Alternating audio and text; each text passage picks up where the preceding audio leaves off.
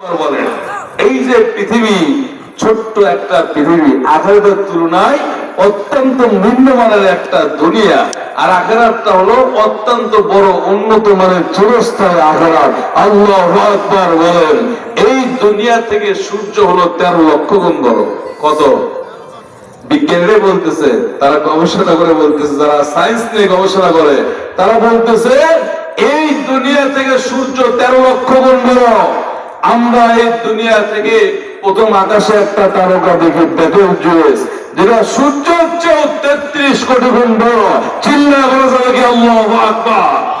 এরকম alpha সেন্টাই, বেটেলজুয়েস, Proxima সেন্টাই, Galaxy সহ lakh crore crore Galaxy আল্লাহ তাআলা নবমণ্ডল ভূমণ্ডলে সৃষ্টি করে রাখছেন। আল্লাহু আকবার বলেন। এইগুলো কি প্রথম আকাশ? না, প্রথম আকাশের মহাশূন্য, এরপরে প্রথম আকাশ, দ্বিতীয় আকাশের মহাশূন্য, এরপর দ্বিতীয় আকাশ, তৃতীয় আকাশ, চতুর্থ আকাশ, পঞ্চম আকাশের মহাশূন্য, এরপরে পঞ্চম আকাশ, ষষ্ঠ আকাশের মহাশূন্য, ষষ্ঠ আকাশ, ষষ্ঠ আকাশে আছে সিদরাতুল মুনতাহা। চিল্লায়া বলুন আল্লাহু আকবার, মানে শেষ সীমানা। এরপর সপ্তম আকাশের উপরে আছে আল্লাহর আরশ। আল্লাহু আকবার বলেন, আরো জোরে আল্লাহু আকবার। الرحمن على العرش استوى। আল্লাহ রাব্বুল আলামিন আরশে আযিমে আছেন। মুসলমান ইমানদার আল্লাহর গোলাম, কথাগুলো খুব খেয়াল করে শ্রবণ করেন। আল্লাহ রাব্বুল আলামিন বলেন আমার আরশ কত বড়। এই আরশ বুঝাইতে গিয়ে একটা মিসাল আপনাদেরকে দিয়ে দেই। এই আমার হাতের আংটি, হযরত আবু হুরায়রা রাদিয়াল্লাহু তাআলা আনহু হাদিসটি বর্ণনা করেন। আল্লাহর নবী পয়গম্বর মুহাম্মদুর রাসূলুল্লাহ সাল্লাল্লাহু আলাইহি ওয়াসাল্লাম তিনি বলেছেন হাতের একটা আংটি সারা মরুভূমির মধ্যে ফেলে দিলে যেরকম। আচ্ছা আচ্ছা ঠিক আছে, ঠিক আছে। সম্মানিত উপস্থিতি, সম্মানিত এলাকাবাসী, আসসালামু আলাইকুম। এখন এইমাত্রই কিছুক্ষণ পূর্বে আমাদের মাহফিলের প্রধান বক্তা আমাদের মাসে এসে পৌঁছেছেন। উনি কিছুক্ষণের মধ্যে চলে আসবেন। এর পূর্বে আমাদের বরেণ্য অতিথি একটু কথা বলবেন, তারপরে আমাদের দ্বিতীয় বক্তা আলোচনা আবার শুরু করবেন।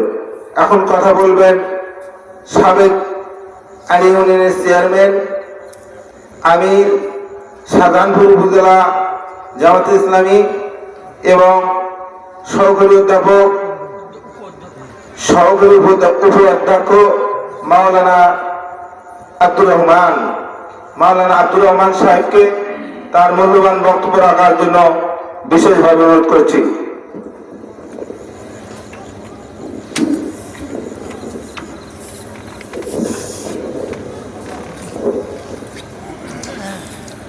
আসসালামু আলাইকুম ওয়া রাহমাতুল্লাহ। আপনারা সবাই কেমন আছেন? আলহামদুলিল্লাহ। হামদান কাসীরান তাইয়িবান মুবারাকান ফীহি ওয়া আমিন। নাহমাদুহু ওয়া নুসাল্লি আলা রাসূলিল কারীম। আউযু বিল্লাহি মিনাশ শাইতানির রাজীম। বিসমিল্লাহির রহমানির রহিম। ইযা যুলজিলাতিল আরদু জিলজালাহা وأخرجت الأرض أثقالها وقال الإنسان ما لها صدق الله العظيم।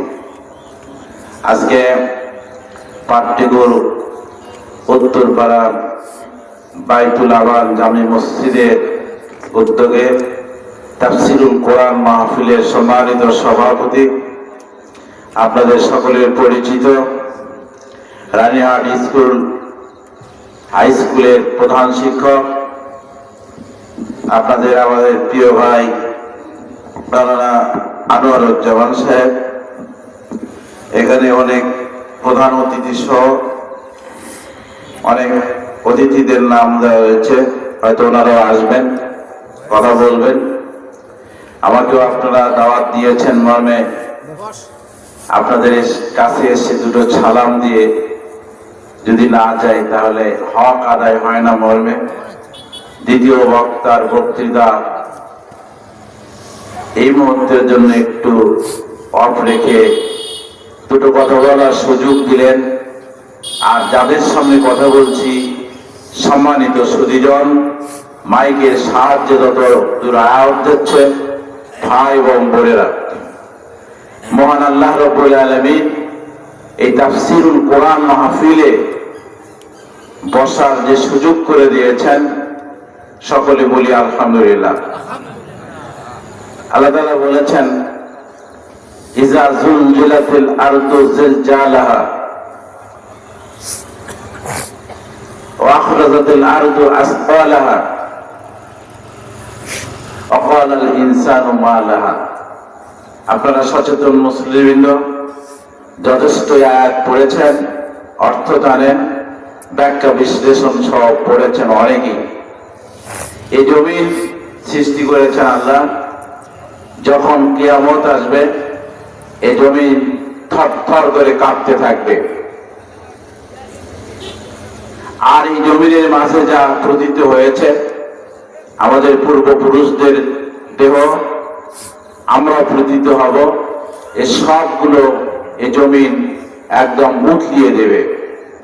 লোকেরা বলতে থাকবে, অর্থাৎ আমরা বলতে থাকবো, মা লাহা, কি হলো, এটা কোন কি অবস্থা। সেই মহান শক্তিধর আল্লাহ রাব্বুল আলামিনের সৃষ্টি জগতের সর্বোৎকৃষ্ট সৃষ্টি হচ্ছে মানুষ, আশরাফুল মাখলুকাত।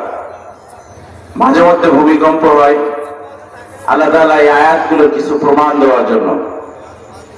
গত কয়েকদিন আগে যখন প্রথম ভূমিকম্প হলো, আপনারা দেখেছেন মা তার সন্তানকে নিয়ে গরুর গোশত ক্রয়ের জন্য যাচ্ছেন। ভূমিকম্পনের এক চপেটাঘাতের মতো প্রকম্পনের মধ্য দিয়ে উপরের রেলিং ভেঙে মা এবং ছেলে রাস্তায় আহত হলে সেখানেই মারা গেল। তাৎক্ষণিক ঢাকায় বিসিএস সম্ভবত 52 ক্যাডারের শিক্ষার্থী, মেডিকেলের নাম হলো রাফি। এই শিক্ষার্থী সেখানেই মারা গেল। আরেক পাশে মা আহত হলেন। আহত মাকে চিকিৎসার জন্য নিয়ে গেলেন। উনি জানতেন না তার সন্তান মারা গেছে, আর এই সন্তানও জানতো না মায়ের সঙ্গে গিয়ে সেখানে ডেড বডি হয়ে আমি কবরে শুয়ে যাব। মহান রব এই রাফি নামের সন্তান, এই বগুড়ার সন্তান, কৃতি সন্তান, দোয়া করি আল্লাহ তাআলা রাফি সহ সেদিন ভূমিকম্পে যারা মারা গেছে, আল্লাহ পাক তাদের ক্ষমা করে দিয়ে জান্নাত নসিব করুক, মাকে সুস্থতা দান করুক। এই ভূমিকম্পনের মধ্য দিয়ে প্রমাণ হয় এই পৃথিবীতে একমাত্র শক্তিধর মহান আল্লাহ তাআলা। আর তিনি যে শক্তিশালী তার প্রমাণ উপস্থাপনের জন্য পৃথিবীতে অসংখ্য নবীর মধ্য থেকে সর্বশেষ নবী যিনি এসেছেন তিনি হলেন জনাবে মুহাম্মদুর রাসূলুল্লাহ সাল্লাল্লাহু আলাইহি সাল্লাম। বিশ্বজুড়ে অসংখ্য উলামায়ে কিরাম সে রাসূলের অনুসরণ করে চলছে। বাংলাদেশ তার থেকে দূরে নেই। 56,000 বর্গ মাইলের এই দেশে কোরআন প্রতিষ্ঠার জন্য যারা আন্দোলন করেছে, নেতৃত্ব দিয়েছে, সেই সব কোরআন প্রেমিকদেরকে একটি সময়ে মিথ্যা সত্য মামলায় তাদেরকে ফাঁসি দিয়ে দুনিয়া থেকে বিদায় দেওয়া হয়েছে। এমনি ভাবে ইসলাম প্রতিষ্ঠা আন্দোলনের প্রথম সারির 11 জন নেতা, বিএনপির আরেকজন নেতা সাকা চৌধুরী সহ তাদেরকে জুডিশিয়াল কিলিং এর মধ্য দিয়ে এ জাতির একটি পর্যায়ের ছাত্র জনতা এই দেশকে স্বাধীন করেছে। আর স্বাধীনতার এই রাজনৈতিক অঙ্গনে মিটিং এ মিছিলে ওয়াইফাই লাইন বন্ধ করে, ইলেকট্রিসিটিকে বন্ধ করে যা হয়েছে আপনাদের অজানা নেই। আমরা মনে করি জুলাই যোদ্ধা যারা মারা গেছে আর আজকেও যত হাজার হাজার ছাত্র জনতা বন্ধুত্ব বরণ করেছে এই 56,000 বর্গ মাইলে শহীদের রক্তে রঞ্জিত এই রাজপথের উপরে আগামী নির্বাচনের মধ্য দিয়ে সকল ভেদাভেদ ভুলে গিয়ে এই ভোটারদের মৌলিক অধিকার সর্বোচ্চ নিজের পছন্দসই প্রার্থীকে ভোট দিয়ে আগামীতে যাতে এই বাংলাদেশে কল্যাণমুখী আদর্শ রাষ্ট্র গঠন হয়, আর সেই জন্যই আপনাদেরকে এই আহ্বান জানাচ্ছে কোরআনুল কারীম।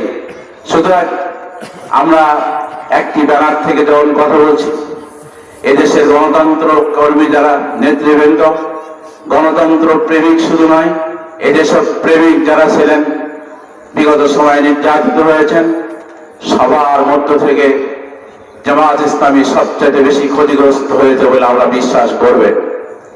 সেই দৃষ্টিকোণ থেকে আজকের এই জালসায় কোরআনুল কারীম থেকে তেলাওয়াত হচ্ছে। এই কোরআন ঐশী কিতাব, এই কিতাবের বাস্তবতা দেখার জন্য আগামী দিনে নীরব বিপ্লবের মধ্য দিয়ে পলিটিক্যাল ক্ষমতা প্রয়োগের মাধ্যমে আমরা একটি কল্যাণমুখী আদর্শ রাষ্ট্র এ জাতিকে উপহার দিতে চাই। আপনারা সেই উপহার দেওয়ার লক্ষ্যে নিজেরা কোরআনের পক্ষে, প্রেমিকদের পক্ষে, সত্যিকারের দেশপ্রেমিকদের পক্ষে আপনারা অবস্থান নিয়েছেন। ওটা জাতির বিবেক আজকে ধ্বংসিত হয়ে জুলাই যোদ্ধা সহ শহীদ পরিবারকে স্মরণ করছে।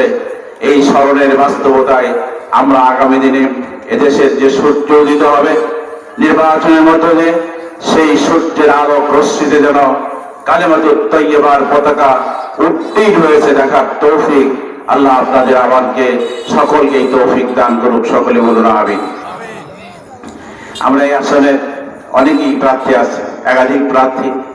আপনাদের এই এলাকার লোক, এই এলাকায় শ্বশুরবাড়ি, এখানে একসময় এমপি সাহেব ছিলেন আব্দুর রহমান ফকির সাহেব, ওনারই জামাতা গোলাম রব্বানী সাহেব, উনি আপনাদের কাছে এসেছেন, আসবেন। ওনার পক্ষ থেকে আমরা সালাম শুভেচ্ছা জানিয়ে শহীদি কাফেলার নেতৃত্বে রক্তরঞ্জিত রাজপথে তাদেরকে স্মরণ করে আগামী দিনে আপনাদের বিবেককে অবশ্যই কাজে লাগিয়ে কাজ করবেন। সর্বোপরি কোরআন শুধু তেলাওয়াতের জন্য নয়, এ কোরআন বাস্তবমুখী রাষ্ট্র কিভাবে চলায়, অর্থনৈতিক অবস্থান কিভাবে চলে, পররাষ্ট্রনীতি কিভাবে চলে, এই কথাগুলো কোরআনে আছে। এর বাস্তবতা দেখার তৌফিক এ দেশবাসীকে আল্লাহ তাআলা দান করুক। আমি আর কথা না বাড়িয়ে এখান থেকে আরো দুটি ইউনিয়নে দুটি জালসা আছে, তা না হলে উনি যেভাবে কথা বলছেন মনোযোগ দিয়ে শুনলে ভালো হতো। আপনারা দাওয়াত দিয়েছেন, আসতে পেরে মহান রবের শুকরিয়া আদায় করছি। এবং সর্বোপরি ভূমিকম্প দিয়ে জাতিকে যেভাবে মাঝে মাঝে স্মরণ করে দেয়, সেই দিন যখন ভূমিকম্প শুরু হবে, ওটা শেষ হবে না, সেই দিন যেন আল্লাহর প্রিয় বান্দাদের সাথে এই জায়গায় হাতে গড়া কয়েকজন বান্দাকে যেন তাদের কাতারে সামিল করে আল্লাহ তাআলার আরশে আযীমের নিচে যারা আশ্রয় গ্রহণ করবে তাদের সাথে যেন কোরআনের পক্ষের প্রেমিক হিসেবে আজকে কাজ করার কারণে আল্লাহ পাক আমাদেরকে ওই আশ্রিত মানুষের সাথে তালিকাবদ্ধ করেন। আল্লাহ তাআলা যেন এই নগণ্য গোলামদেরকে কোরআনের কর্মী হিসেবে কাজ করার তৌফিক দান করেন। এতটুকু কথা বলে আপনাদের সকলের সুস্বাস্থ্য, দীর্ঘায়ু ও সার্বিক কল্যাণ কামনা করে এখানে কথা শেষ করছি। ওয়া আখিরু দাওয়ানা আলহামদুলিল্লাহি রাব্বিল আলামিন। আসসালামু আলাইকুম ওয়া রাহমাতুল্লাহ।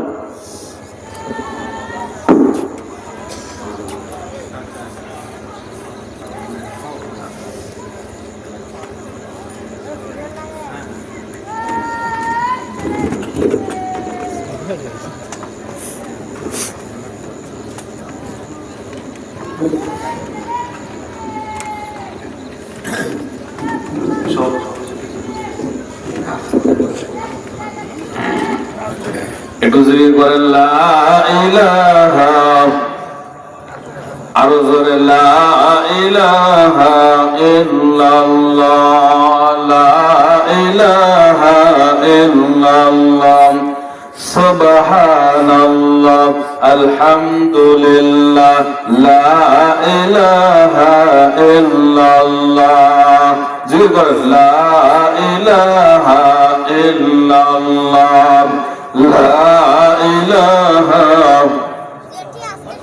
সেজদা করিব না গায়রুল্লাহ, সেজদা করিব না গায়রুল্লাহ, সেজদা করিব এক আল্লাহ। লা ইলাহা, লা ইলাহা ইল্লাল্লাহ, লা ইলাহা।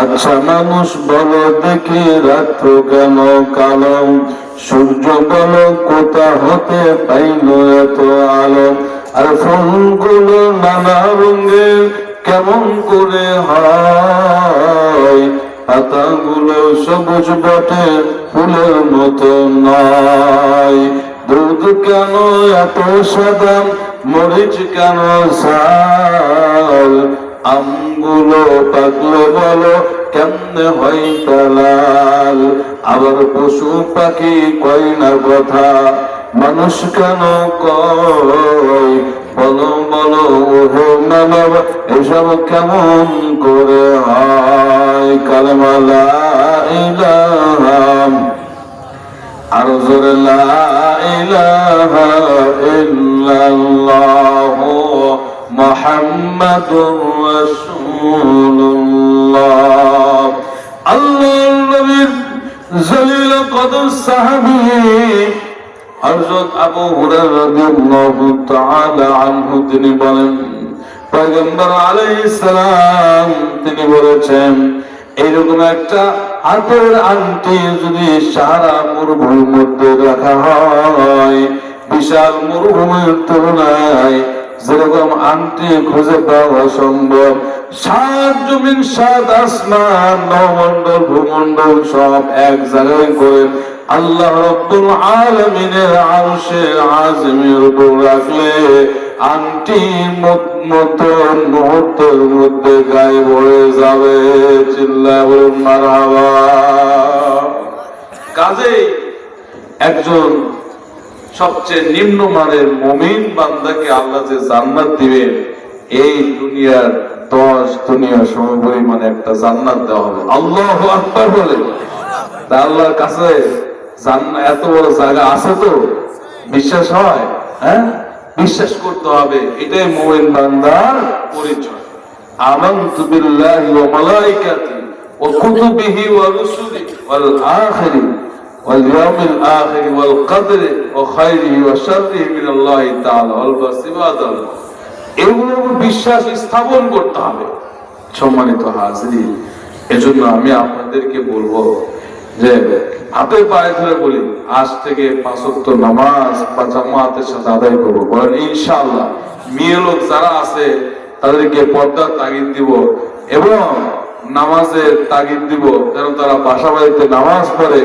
যে স্ত্রী বাসাতে নামাজ পড়বে, স্বামীর জন্য আল্লাহর দরবারে কাঁদবে, ওই স্ত্রী কাঁদা এবং নামাজের বিনিময়ে তার স্বামীর রুটি রুজির মধ্যে আল্লাহ তাআলা বেশি বেশি বারাকাত দিবে। কথা বলেন ঠিক না বেঠি? প্রিয় হাজরিন, এজন্য আমাদের বিবিদেরকে আমরা ঠিক করবো, সলপলদেরকে ইসলামের পথে নিয়ে আসবো। বলেন ইনশাআল্লাহ। الشمس والقمر بحسبان والنجم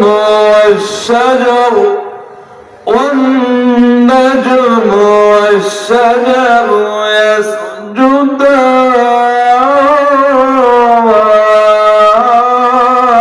আল্লাহু আকবার বলে। মুসলমান ইমানদার আল্লাহর গোলাম তাফসীর ইবনে কাসির রাহমাতুল্লাহ আলাইহি আয়াতের বড় একটা ব্যাখ্যা দিয়েছেন। বলবো আন-নাজম ওয়াশ-শাজার। নাজমুন মানে হলো তারা, কিন্তু এখানে নাজম মানে হলো দূরহীন লতা গাছ। দেখবেন কিছু কিছু গাছ আছে যেগুলো একবার সোজা দাঁড়ানো, আছে কি নাই? আমরা নামাজে আল্লাহু আকবার বলে সোজা দাঁড়াই, কি দাঁড়ায় বলেন তো? সোজা। কিছু কিছু গাছ আছে একবার সোজা, আবার কিছু কিছু গাছ আছে দেখবেন এই যে লাউ গাছ, মিষ্টি কুমড়া গাছ আছে, আমরা যখন নামাজে রুকুতে যাই এই রুকুর হালতে থাকে, কতবার ঠিক না ঠিক? আবার কিছু কিছু গাছ আছে দেখবেন আপনার হচ্ছে আমরা যখন নামাজের সিজদায় যাই, তরুলতা গাছ, এরা মাটির সাথে একবারে মিশে আছে, হরদম আল্লাহর কুদ্দুস ভাই সিজদা করছে, আল্লাহু আকবার। কিছু কিছু প্রাণী আছে দেখবেন একেবারে সোজা দাঁড়িয়ে আছে, জিব্রা দেখছেন? জিব্রা আপনি জিব্রা দেখছেন? ডিসকভারিতে দেখলে ডিসকভারি দেখবেন, এগুলো দেখে ভালো লাগে, এখানে অশ্লীল কিছু নাই, ডিসকভারি এগুলো ভালো দেখায়। জিব্রা দেখবেন একবারে সোজা দাঁড়িয়ে আছে, সোজা দাঁড়িয়ে আছে।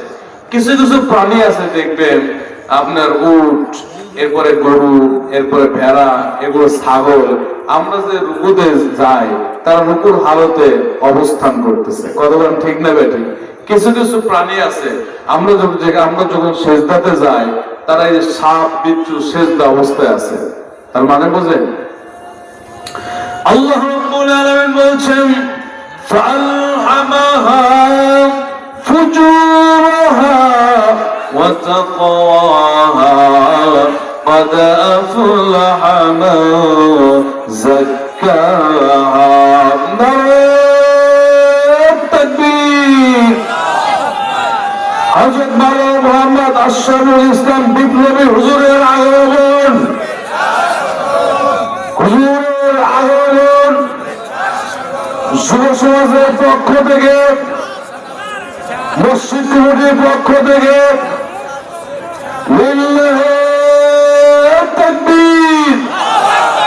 আল্লাহ রাব্বুল আলামিন বলেন ফাআলহামাহা ফুজুরাহা ওয়া তাকওয়াহা।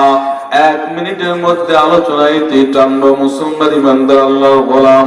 আল্লাহ রাব্বুল আলামিন বলেন প্রাণী জগৎকে আমি নির্ধারণ করে বানাইলাম, এরপরে আমি উদ্ভিদ জগৎ এবং প্রাণী জগৎকে নির্ধারণ করে বানায়া দিলাম, কিন্তু মুসলমান ইমানদার আল্লাহর গোলাম তারা একে নির্ধারিত আছে, নির্দিষ্ট ভাবে তার অবস্থান করতেছে, আল্লাহর ইবাদত করতেছে। কিন্তু মানব জাতিকে আমি এত সুন্দর দামি করে সর্বোত্তম ভাবে সৃষ্টি করেছি, মানুষ অবস্থায়, বসা অবস্থায়, রুকুর হালতে, সিজদা অবস্থায়, হর হালতে, সিএনজিতে, এরপরে বাইকে, গাড়িতে, সর্ব অবস্থায় আল্লাহর দাসত্ব করতে পারবে। চিল্লায়া বলুন মারহাবা।